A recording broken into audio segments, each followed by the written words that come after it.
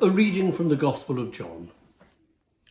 Jesus said, "I ask not only on behalf of these, but also on behalf of those who will believe in me through their word, that they may all be one.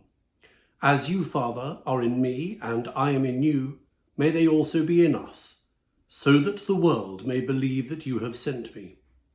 The glory that you have given me, I have given them, so that they may be one as we are one, I in them and you in me, that they may become completely one, so that the world may know that you have sent me and have loved them even as you have loved me. Father, I desire that those also whom you have given me may be with me where I am, to see my glory, which you have given me because you loved me before the foundation of the world. Righteous Father, the world does not know you, but I know you, and these know that you have sent me. I made your name known to them, and I will make it known, so that the love with which you have loved me may be in them, and I in them." And as that prayer concludes, Jesus finally goes out with his disciples, goes out to Gethsemane, where he will be arrested, and his passion and death will take place so very soon afterwards.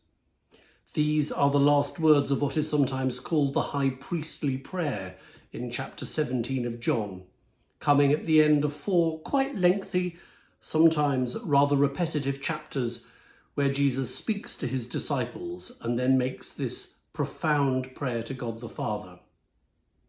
It's sad to hear that the thing for which he prays most is unity amongst those who will be his followers. It's certainly not something that we have given back to Jesus, given back to God. The church is remarkably disunified, and really it has been since New Testament times.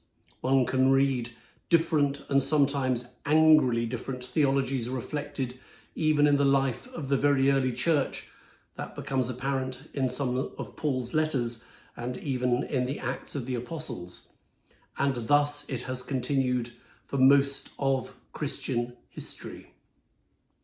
And where that's a real problem is where it stops us showing the world the kind of love that we know God offers to all God's children. It's not, I think, too much of a problem that Christians have different opinions or different theologies. That's only to be expected. It's about how we deal with our difference, how we make sure that the love that we know exists between God the Father and Jesus, God the Son, how that love which is offered to us as God's followers, how that love can be made manifest to the world. The differences between Christians has too often translated into a failure to witness to God's love.